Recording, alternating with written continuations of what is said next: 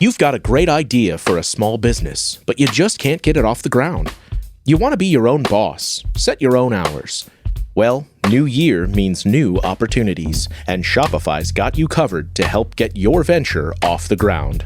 Shopify makes it easy to manage your growing business. You can get your store up and running easily with thousands of customizable templates. And they help with the details like shipping, taxes, and payments from one single dashboard. Don't kick yourself next holiday season when your 2025 resolution list looks the same as it does today. Make it happen with Shopify. Established in 2025 has a nice ring to it, doesn't it? Sign up for your $1 per month trial period at shopify.com/income, all lowercase. Go to shopify.com/income to start selling with Shopify today. Shopify.com/income. Don't miss out on the last few weeks of football action with Prize Picks, the best place to win cash while watching the playoffs. The app is simple. Pick more or less on at least 2 players for a shot to win up to 1,000 times your cash. Download the Prize Picks Daily Fantasy Sports app today and use code SPOTIFY and get $50 instantly when you play $5. That's code SPOTIFY on Prize Picks to get $50 instantly when you play $5. You don't even need to win to receive the $50 bonus. It's guaranteed. Prize Picks. Run your game. Must be present in certain states. Visit prizepicks.com for restrictions and details. This content may not be suitable for all audiences. Listener discretion advised. Now she was not only mad, but absolutely terrified. At this point, I was more scared than I'd ever been before. The only phone in the house was in my kitchen. I'd have to cross my living room to get there, and he would be able to see me if I went in there. We've tried renting out the basement to tenants, but it never works out. All of them leave after a few months. Anyone that goes down there admits there's a strange vibe. From killer podcasts, true tales of horror, bizarre happenings, unexplainable events. This is Disturbed.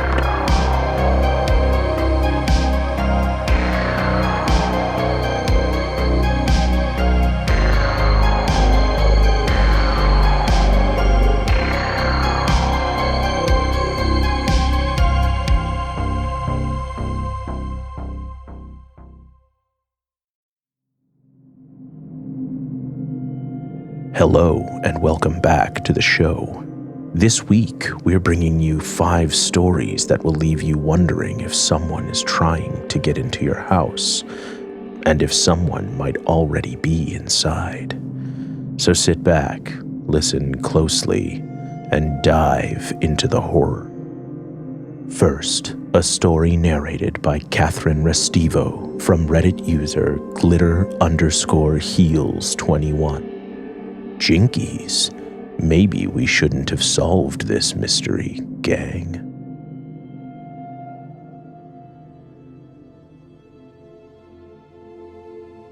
When I was a freshman in high school, Alyssa was my role model. Alyssa was a senior. She was gorgeous, confident, smart, and effortlessly stylish. And she always owned the room. Back then, I was too shy to talk to her. Seniors are always pretty intimidating to freshmen, but Alyssa was next level intimidating because she was such a queen. I never expected anyone to see me the way I saw Alyssa, but I was pleasantly surprised in my senior year when I started finding cute little notes in my locker.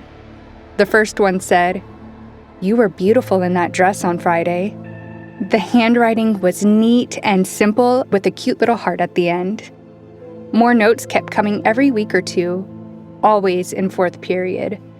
I knew they came during 4th period because I checked my locker before and after every class. They were all really sweet, and I was really flattered by them. They said things like, "Your smile lights up the hallway. You shine brighter than any star. Your homecoming photos are straight out of a magazine cover. So stunning." They weren't romantic or flirty. They looked like things I might have said to Alyssa if we'd ever spoken. I thought maybe they were from a shy underclassmen girl. I had my suspicions. I didn't tell anyone about the notes because I really didn't want my friends turning this into an investigation and embarrassing whoever was leaving them. Whoever was leaving these messages meant well, I thought. Then, in the second semester, my schedule changed.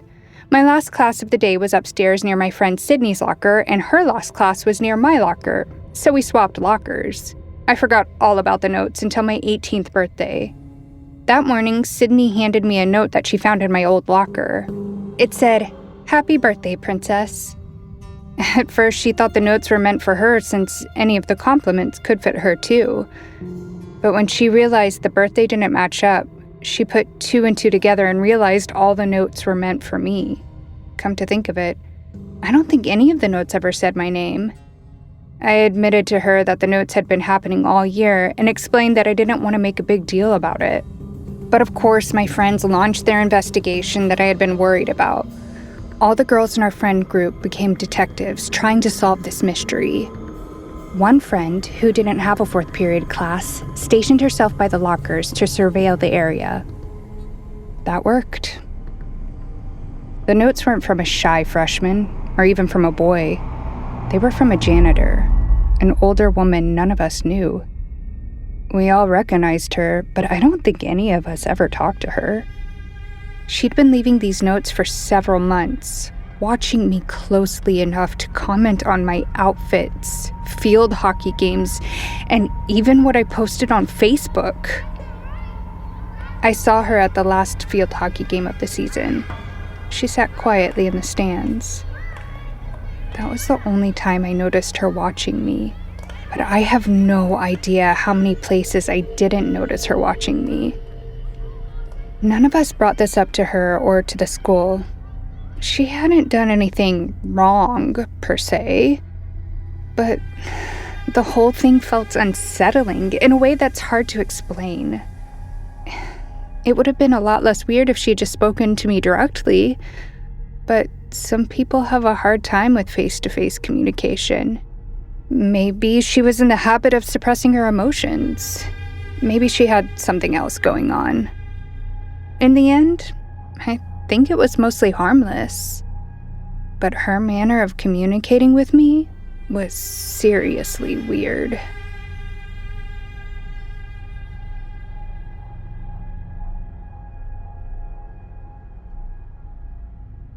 Our next story is told by Paul Brown about finding a long-forgotten memento hidden in your house.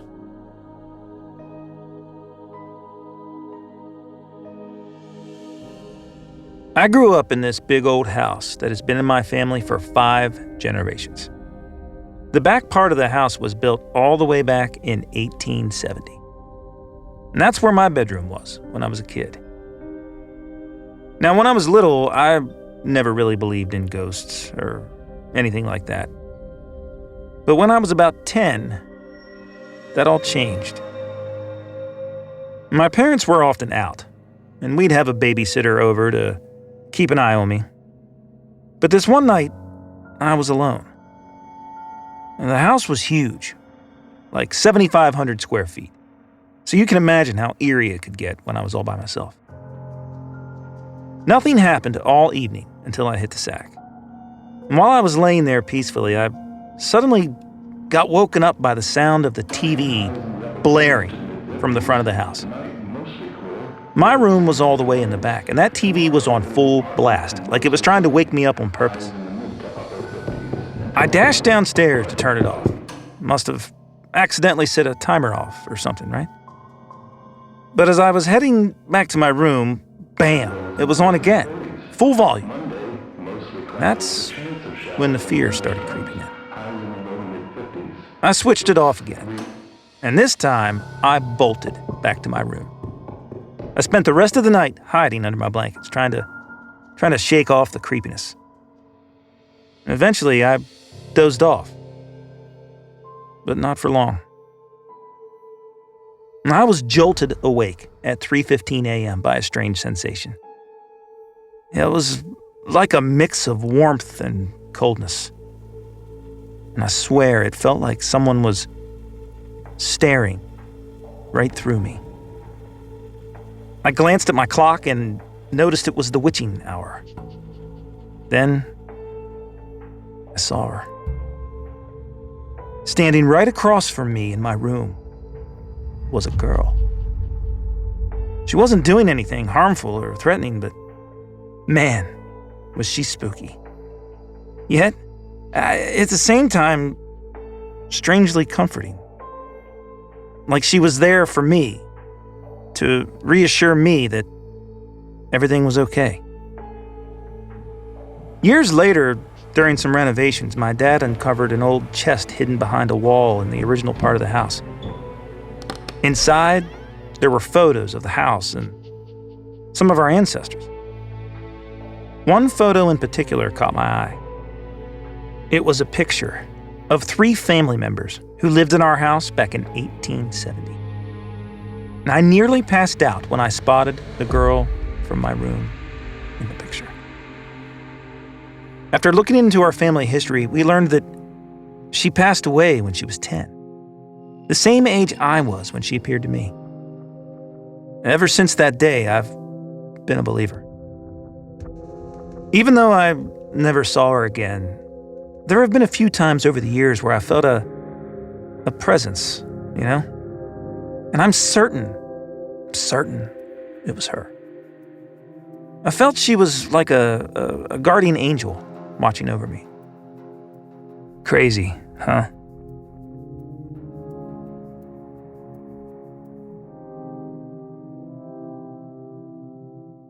This next story comes from Reddit user ExpertMaybe5106 and is narrated by Kat Carter. When a simple grocery shopping trip leaves you fearing for your life.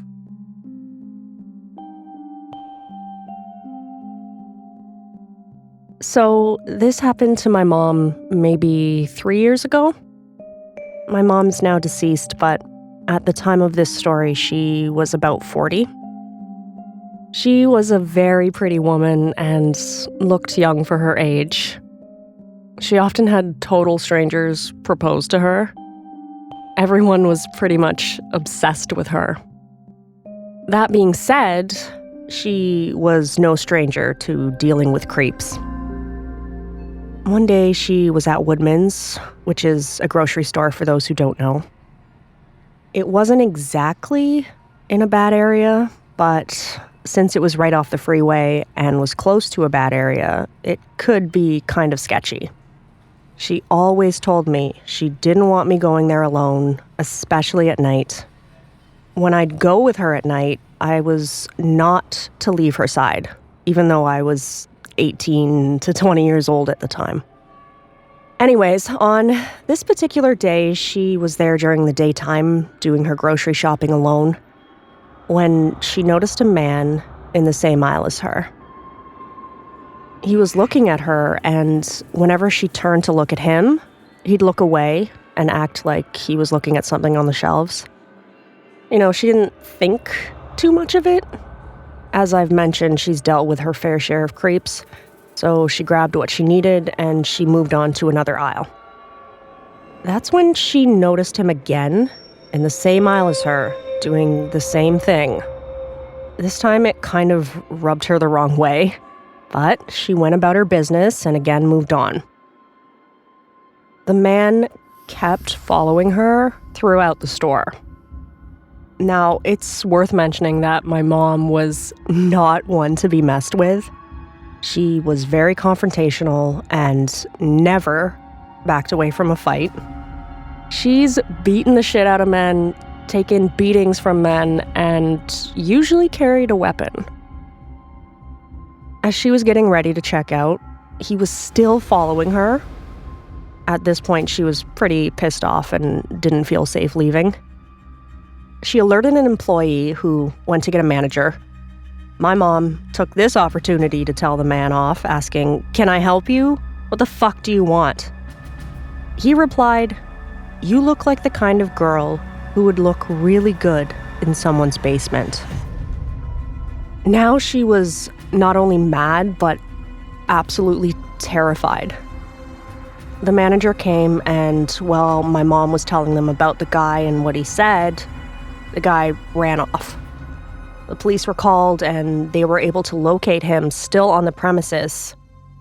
They escorted him off the property, but that was all. My mom was so afraid the guy was lurking somewhere, waiting to see her get in her car so he could follow her. She called me in tears, saying she was afraid and that if she was gonna be followed or abducted, she wanted someone to know. So, she and I stayed on the phone till she got home.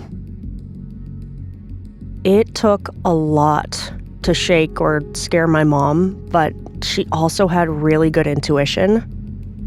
For her to be as shaken as she was, this man had to be as creepy as they come. His comment to her was appalling.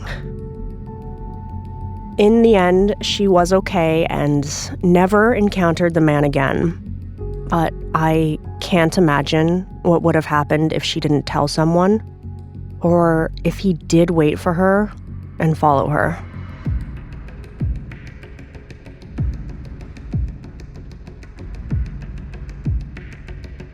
You're listening to Disturbed. We'll be right back.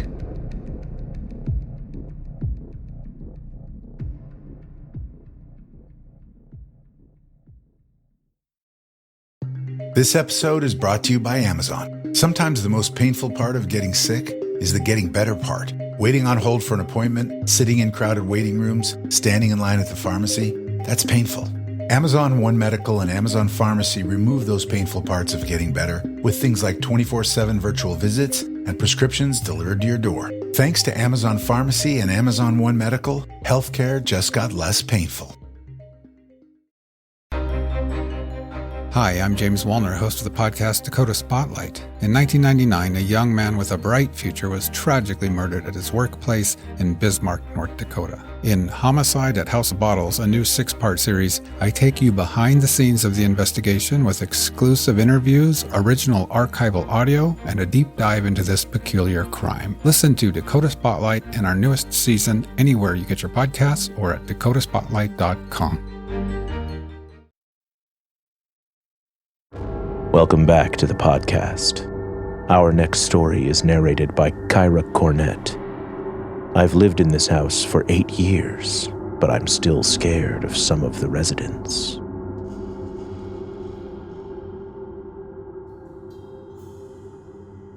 My dad and I have lived in this house for about 8 years now.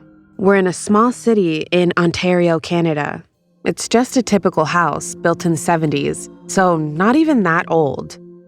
When we toured the house before buying it, I didn't notice anything odd about it.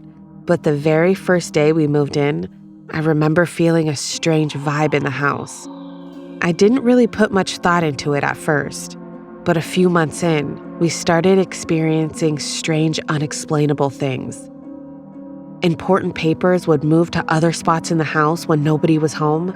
For example, after my grandmother died, her death certificate moved to a completely different table one day while we were out. It was just the two of us living there at the time, and neither of us moved it. We'd both frequently see shadows moving in the corner of our eyes. If we were cooking in the kitchen, it would feel as if we were being watched, enough to make us turn around and look. And then, of course, there were the footsteps. All the usual haunted house things. About 2 years in, my father got up one night and went downstairs. His room is right across the hall from mine, and I could see straight into the doorway from my bed. I saw a white, clouded figure walk into his room, and suddenly the door slammed shut and scared the shit out of me. I yelled at him for slamming the door. A minute later, my dad walked up the stairs and asked me why I shut his door and why I was yelling at him. I explained to him that I just watched someone walk into his room and slam the door. It wasn't me. I thought he was the one that walked into the room. And if you're thinking a breeze from a window could have caused the door to shut, you'd be wrong. This door was on a weird angle, and it's not possible for the wind to blow it shut. The door won't even stay halfway closed unless you prop it with a sock. It just falls open and rests against the wall. You have to physically close the door. A couple years after that incident, I randomly woke up in the middle of the night. I looked at the foot of my bed and saw a crystal clear image of a face staring at me. It was an old man, and his face was blue. I freaked out and hid under the covers until I fell back to sleep. We later found out from our neighbor that one of the past owners, an older man, died in the house from a heart attack. I believe this must be who I saw. We've experienced the old man's presence other times throughout the years, but he's never presented as harmful. He's just here, wandering around and checking on things. But we've also seen things I can't attribute to the old man's spirit. We've seen some shadow figures and non-human figures. We kind of describe them as alien-like.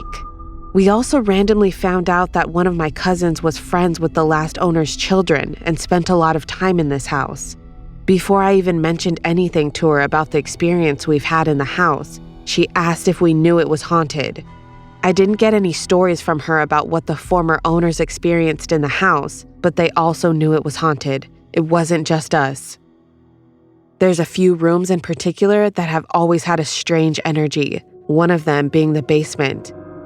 Our basement isn't your typical creepy basement. It's just one large finished room with a little door in the wall, leading to a crawl space. My cat, oddly enough, is extremely attracted to the basement. It's pretty empty other than some storage, and there's nothing down there that should draw her to it. But there have been some times when we've seen her down there, batting the air as if something is playing with her, but nothing's there. All the strange shadow figures and non-human entities we have seen have all been in the basement. This makes the simple task of doing laundry a potentially frightening event. The old man ghost seems to enjoy the basement a lot, though. About a week ago, for instance, my dad was sitting in the kitchen when he saw a white cloudy figure walk into the kitchen and dissipate through the door into the basement. He hurried upstairs to my room to tell me what he'd just seen. He was visibly freaked out. We've tried renting out the basement to tenants, but it never works out. All of them leave after a few months. Anyone that goes down there admits there's a strange vibe. My sister once lived down there for a few months and had some very, very bizarre experiences. Multiple times she had sleep paralysis and saw some sort of non-human thing sitting by the door to the crawl space. She said she watched this thing basically unfold itself and morph into a bigger creature. One time it even crawled over to her and sat on the end of her bed. Even worse, every night while she was still awake, she'd see a figure walk down the stairs and slowly approach her. She'd yell at it and tell it to turn around and go back upstairs, but it would just keep advancing closer until it would suddenly vanish. This story was confirmed by her boyfriend, who claimed to not believe in ghosts. After he saw this happen one time, he never slept over again. At the top of the basement stairs is a see-through glass-paneled French door that leads to the kitchen. My sister would constantly see shadows running by the door and staring downstairs at her. Then, one night, she found a dark brown bone on her bed. We have absolutely no idea where it came from. We don't have a dog that would have brought this inside. We couldn't come up with an explanation. She threw it outside, and we just tried to forget about it because we couldn't wrap our heads around it. But she didn't stay in our house for much longer after that. I guess the manifestation of a physical object in her bed was the last straw. My bedroom upstairs is really small, so I'd been considering moving down to the basement, but after everything that happened to my sister, I'm really afraid to. I just wonder what exactly is down there. I'm comfortable having the old man ghost with us, but the non-human entities are what scare me.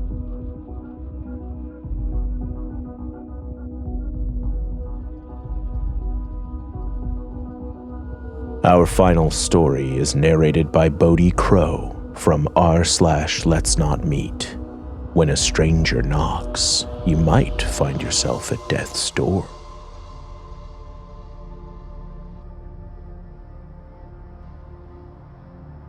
I live in a small town in Oklahoma, and in my neighborhood, the houses are spread fairly far apart and separated by woods.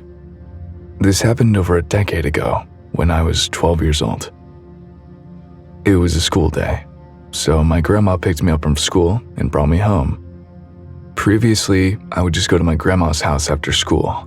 This was the first year that I got dropped off at my house alone. I'd get dropped off around 3 p.m. and my parents would be home around 4:30, so it wasn't a big deal.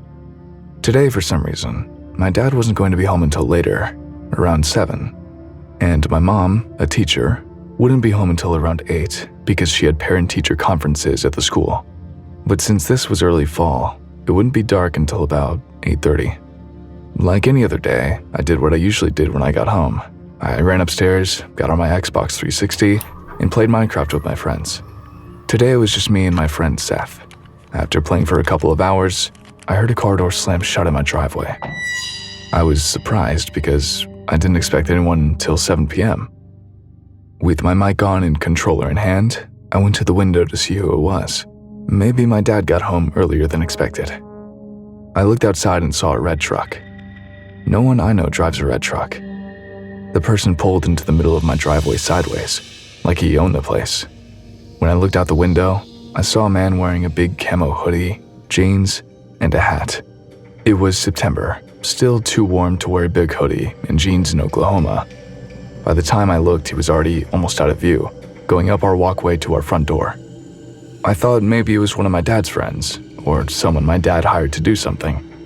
But he would usually tell me if someone was going to be coming over. I heard a knock at the door, then another.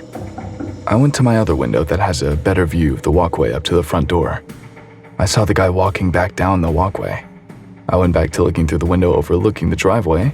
I was relaying all of this to Seth, still with my mic on. I told Seth, he's walking back to his truck now. But instead, he walked past his truck and tried to open my garage side door. My heart sank. Luckily, the side door was locked. Sometimes we would forget to lock it. I told Seth, this guy literally just tried to get in my house. Mind you, it was 5 p.m., still literally broad daylight. After the man tried the side door, he started walking to our back patio. I dropped my headset and quietly ran downstairs to see what he was doing. I got downstairs and stood behind the wall so I wasn't visible from the windows. I just listened. I heard him try to open the back door. Then I heard a thud. It sounded like he dropped a brick on the ground or something. At this point, I was more scared than I'd ever been before. I wanted to call my parents or grandma, but I didn't have a cell phone yet. The only phone in the house was in my kitchen. I'd have to cross my living room to get there, and he would be able to see me if I went in there. A few seconds after the thud, I peeked around the corner, and he was gone. I ran back upstairs and put my headset back on, telling Seth that he just tried to open the back door as well. As I'm telling him this, I heard a car door shut. This time, when I looked out the window, he'd finally gotten into his truck. I took a closer look at the truck and noticed that the only things he had in his truck bed were a crowbar and a shovel. He sat in his truck for a few minutes. Meanwhile, Seth told me to get my iPod and take a picture of his license plate, but he was parked where I couldn't see it. Then, finally, he drove backwards out of my driveway and down the road. A few minutes after he was gone, I went downstairs to see what the thud could have been. I got to the back door and saw that the doormat was moved. Both of our big plant pots had been moved as well. He was looking for a key. Holy fuck. We had a hidden key back there too.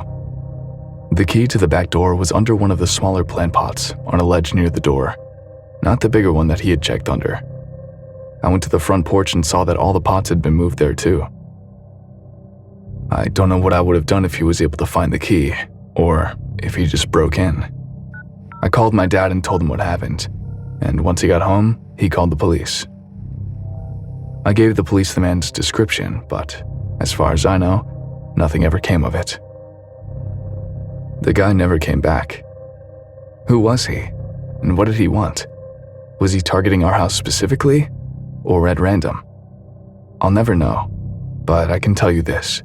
Always double check your locks, even in the daytime, and don't hide an extra key outside.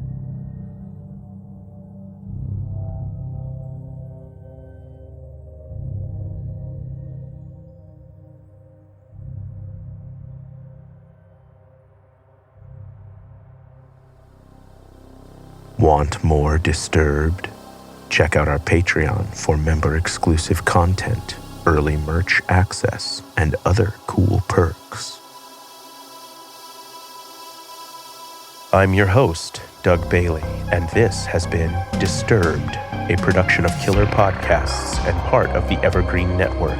For more paranormal and true crime shows, visit killerpodcasts.com. Follow our social channels at Disturbed Podcast on Instagram or Disturbed_pod on Twitter. If you enjoyed the show, please consider subscribing and reviewing on your favorite listening platform. Share your own true horror story at disturbedpodcast.com. Music by Epidemic Sound and by Carl Casey at White Bat Audio. Our producer is Elizabeth Flood. Our sound designer and audio engineer is Nathan Corson. Executive producers Bridget Coyne and Noah Fouts. Until next time, stay safe out there.